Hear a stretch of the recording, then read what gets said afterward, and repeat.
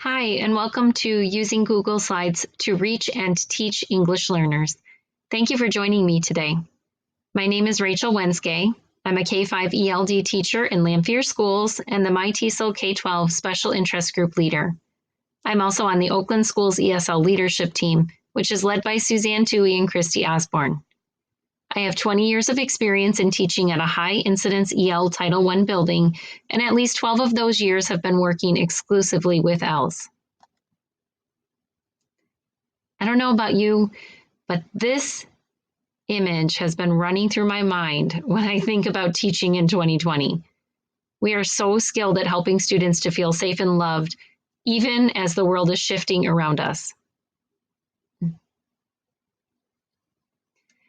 Many of us have had to redefine our roles in more ways than one, whether it's teaching virtually, remotely, hybrid, a combo of two, or even all three.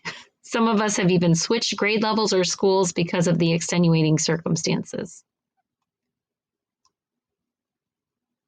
This image can become an accurate one if we're not careful with our priorities.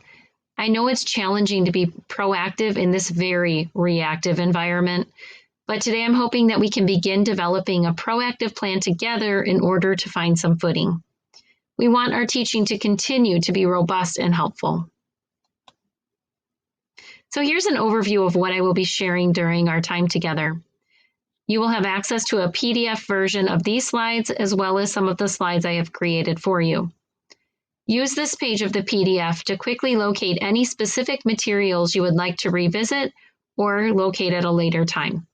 There are hyperlinks attached to each of the bulleted points.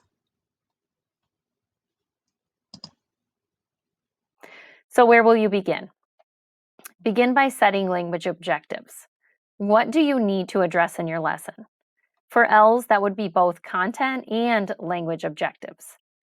Addressing both allows you to make lessons more accessible to learners and help students to be hitting the zone of proximal development where the best and strongest learning will occur. Each of these pictures on the slide include an embedded website for you to explore on your own. So I used those sites to develop a lesson plan template that you are welcome to use.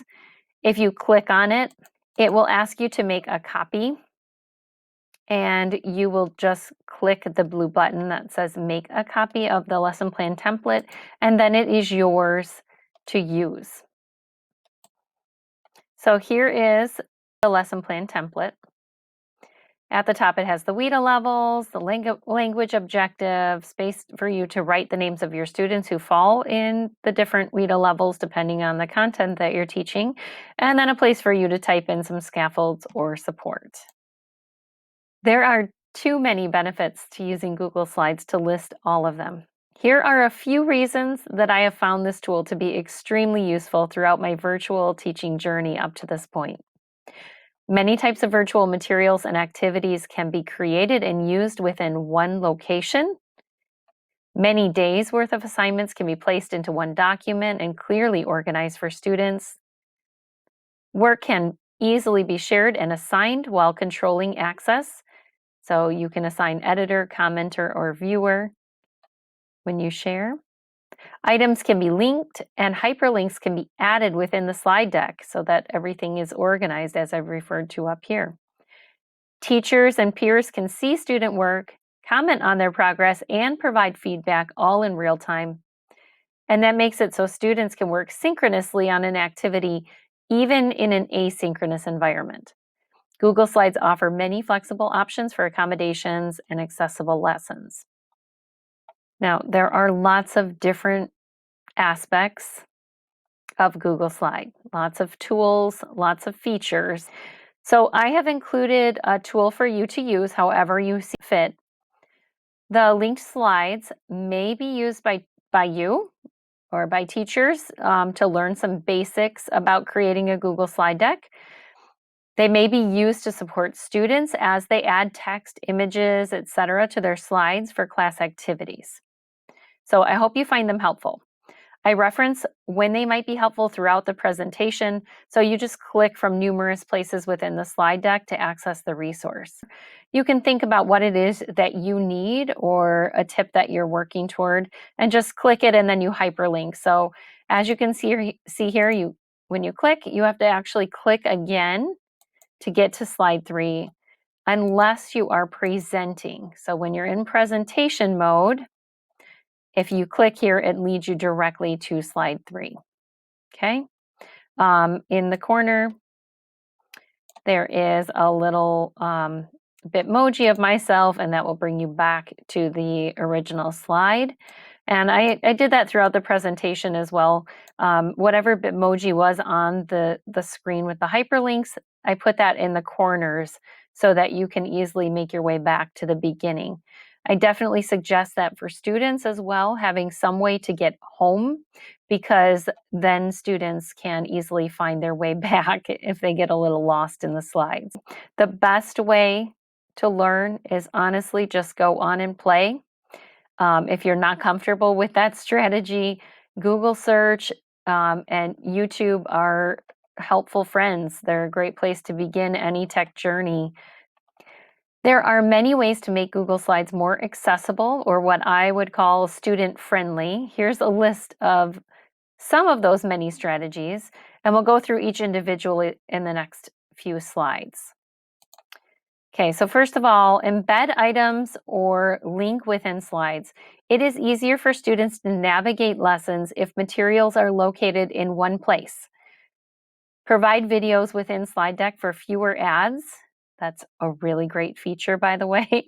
So you can take a YouTube video and put it right in your slide deck, and you might get one of those ad bars on there that you can X out, but you won't get those commercials that you get when you're in YouTube. So that's a really great feature.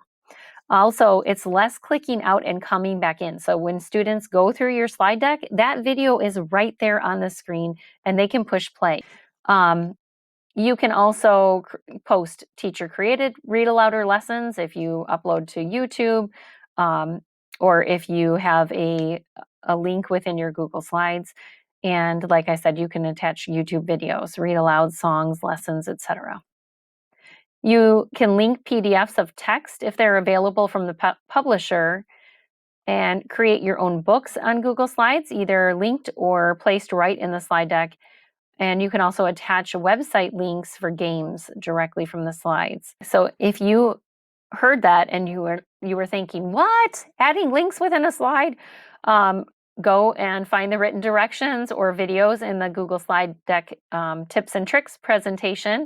So here's an example of text that I used for my class.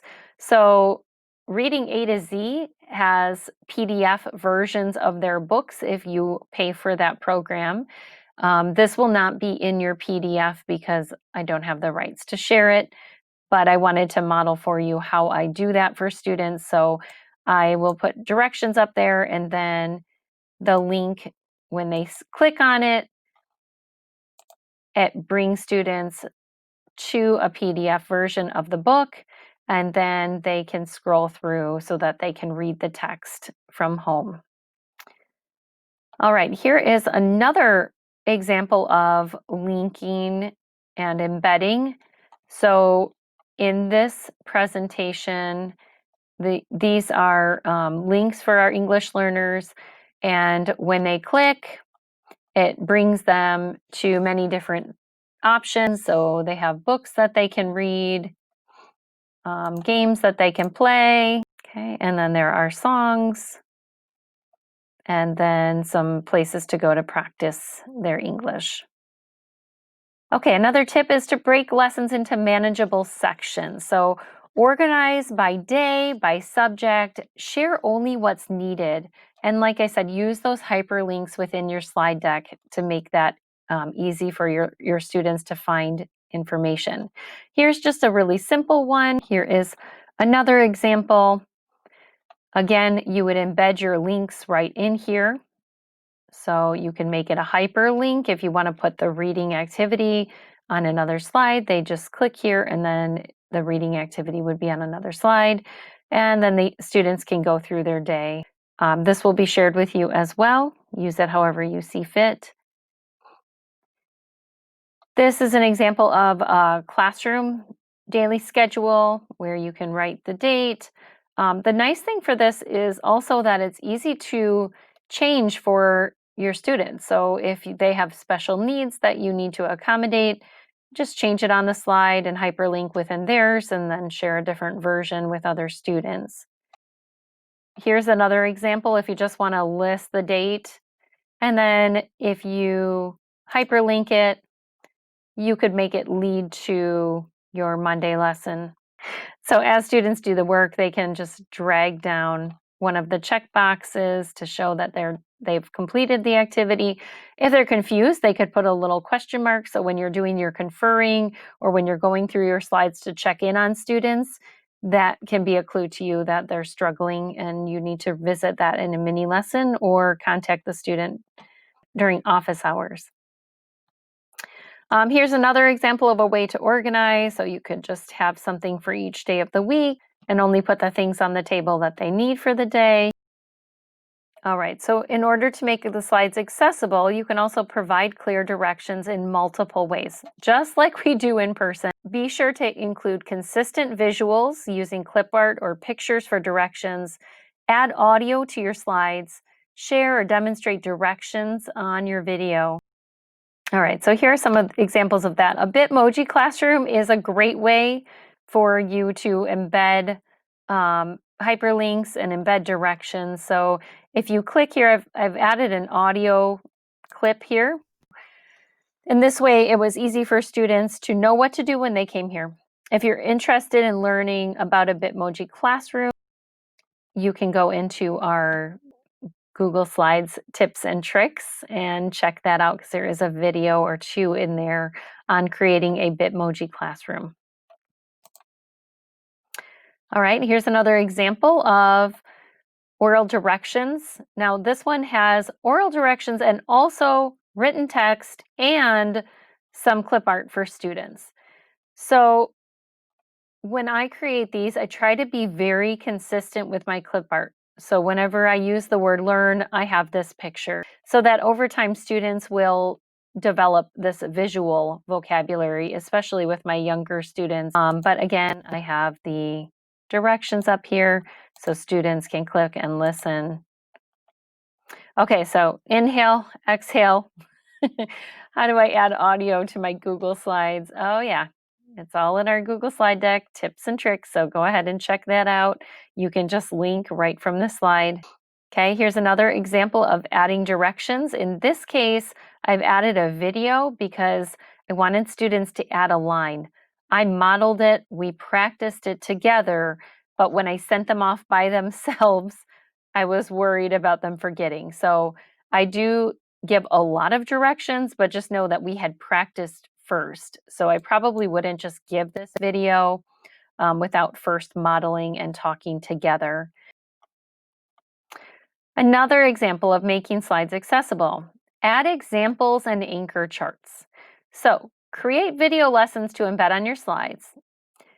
It's very helpful when you are the one creating the lesson. Students will relate to you, they know you, you have a relationship, a rapport. It's much different than watching a stranger on the screen. Add anchor charts that students can refer to as they work. You can refer to them as well when you're working with your small group. Provide an example or complete the activity as a group or in partnerships before students work on their own. Again, nothing new, but great reminders. Okay, so here was an example of my lesson, categorize and classify. And then I offered this as an anchor chart. And this was obviously for an upper elementary class. But I provided a simple example of this so that students could use this as an anchor chart as well. And then here is an example of work that students were asked to do. So again, those directions are over here, and then an example for them of what the poster should look like when they create it. Okay, another way is to offer choice. So making slides accessible comes through offering choice. Students will gravitate toward the things that they are capable of, and you will definitely have more investment if you are offering them different ways to complete activities. So this is another example of our Bitmoji classroom. This is the one that I'm currently using. I am using this to provide students choice when we finish activities, if I have a substitute teacher, if I'm needing to provide some support for a specific student and I need them to work on something individually, so they can use any of the things in this classroom. So this is an example of a digital bookshelf that does provide choice for your students and offers them something to do related to your topic. So we will be updating these. And when I say we, I'm referring to my teaching partner, Shema Shamas, and I will update these books as we move into new topics or new content. So the beginning of the year, it's all a Celebrate You. So you have this bookshelf available to you. And just note to you that I don't own rights to these books or these read alouds. They are just linked here from YouTube. Okay, so if you're not yet embedding videos on your slides, I do highly recommend it. As I stated before, it does take out those commercial ads, and even though there might be a little ad banner, it is nothing compared to when students go to YouTube to find a video.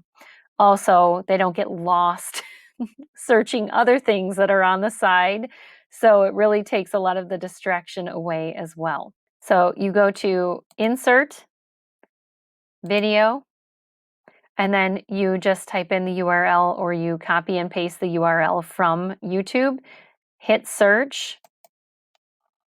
So I can just search the book. And I can choose one and then hit select. And the video will just pop right onto my slide.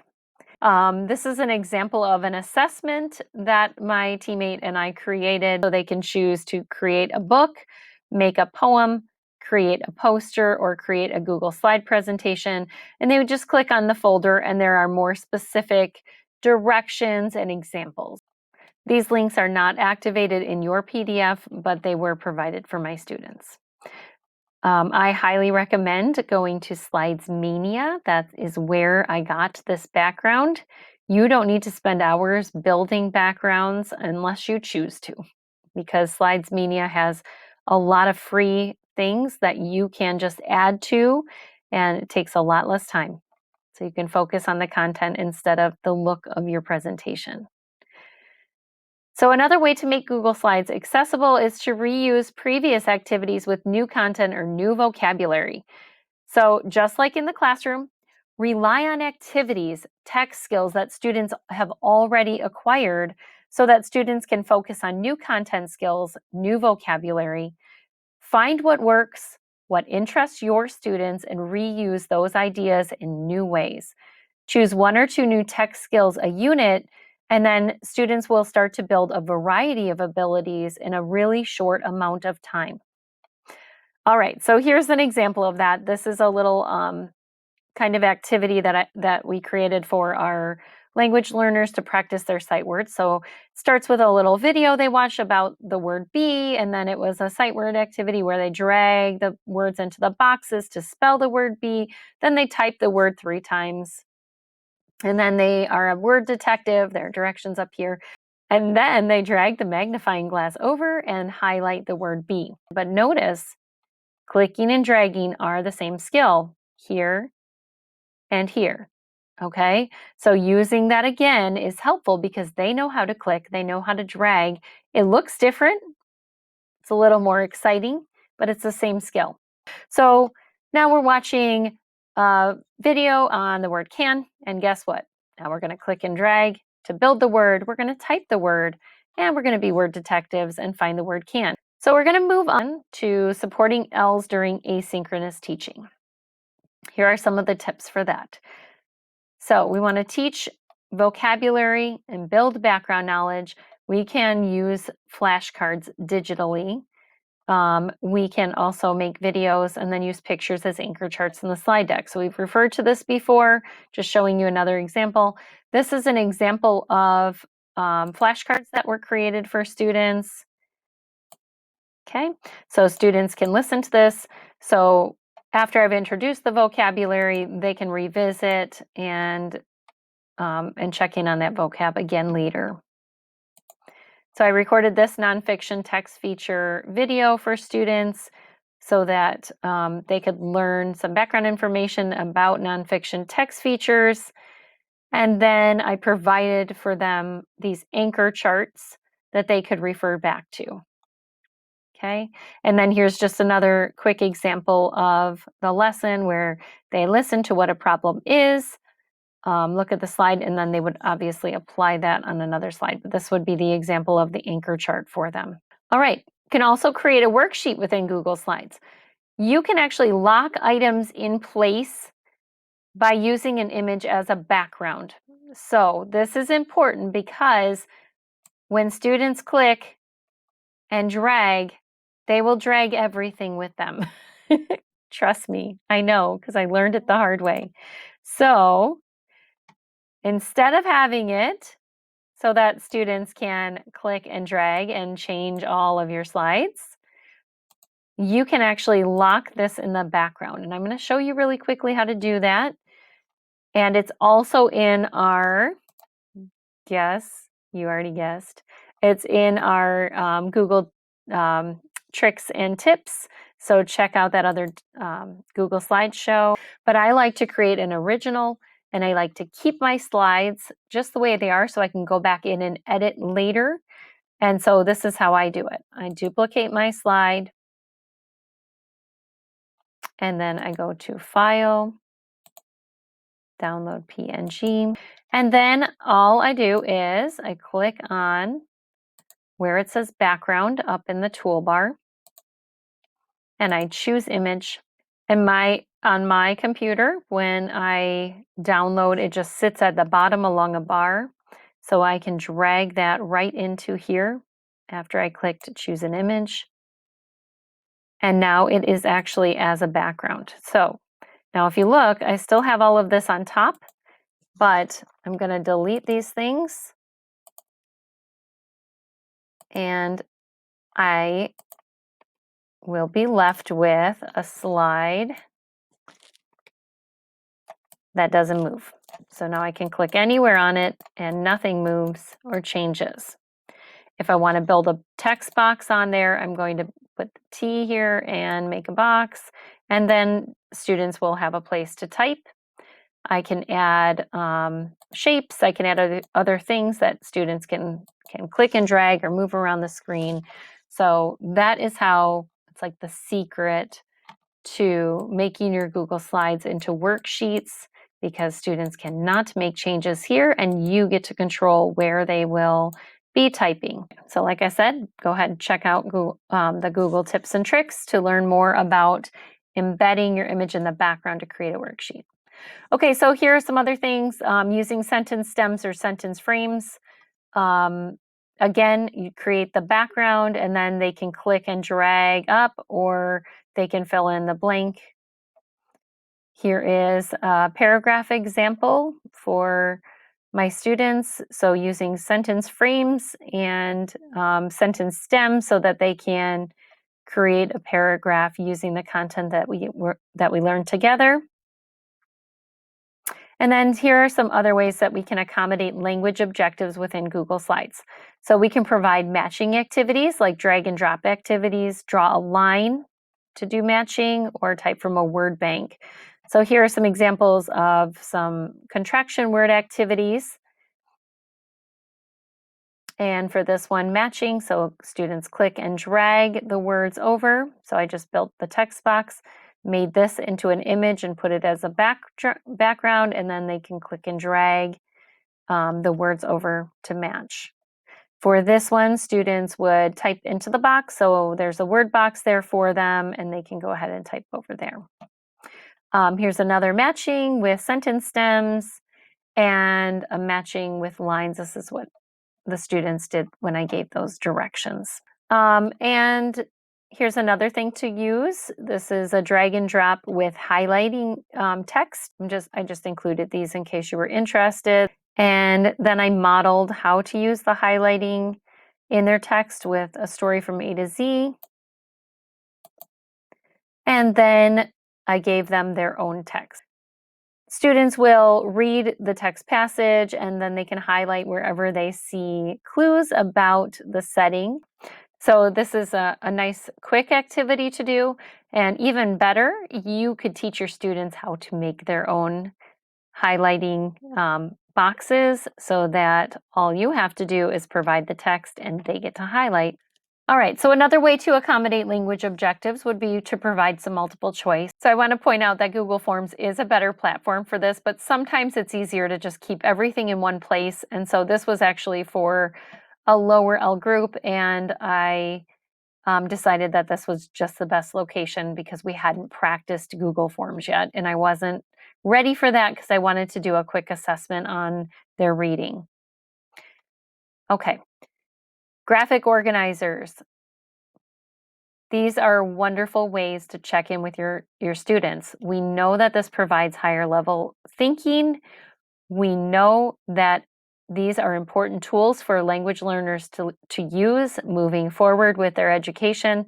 So pull these out, use them in your virtual environment.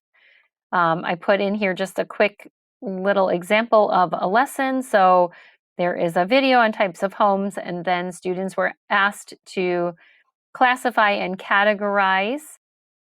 And then a mini lesson on comparing contrasting using a Venn diagram and the anchor chart that went along with that. And I did this with students and then provided it for them as an example after when they went off to work on their own.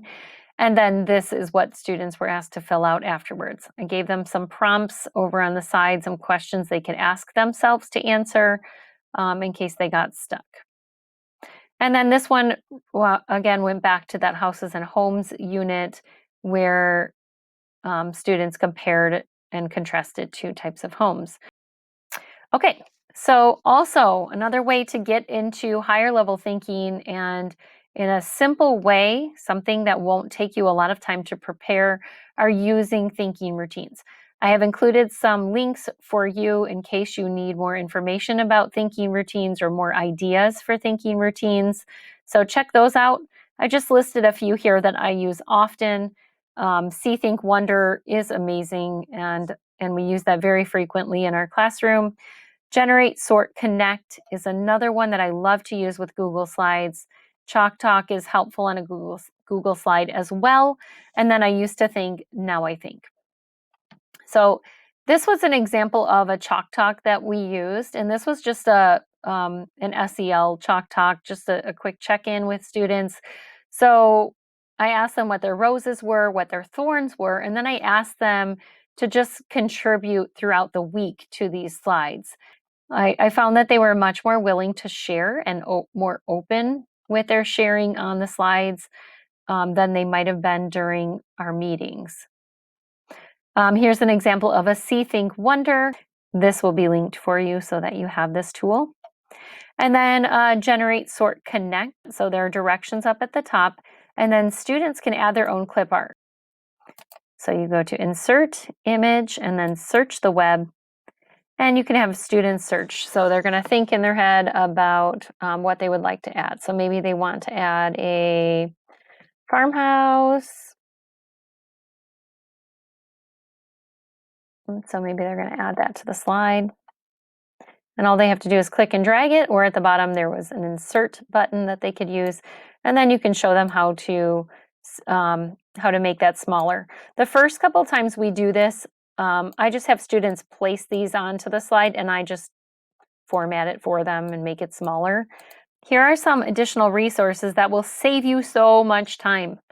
Slides Mania, Slides Carnival, and Slides Go are all places for you to go to get free Google Slides. So they are set up for you and they are amazing. And I know that I listed Slides Mania up here, but I also listed under the choice boards and games. That is another Slides Mania, and it is specific for creating choice boards. So I thought it was worth its own link down here. If you're interested in turning your PDFs into PNGs to create worksheets within slides, These are the websites that I use. These are some of the tools that I've included, some of the fonts that I have within the slides. So if you were interested in any of that, these were paid from Teachers Pay Teachers. I just want to say thank you. Thank you for coming today. You are essential.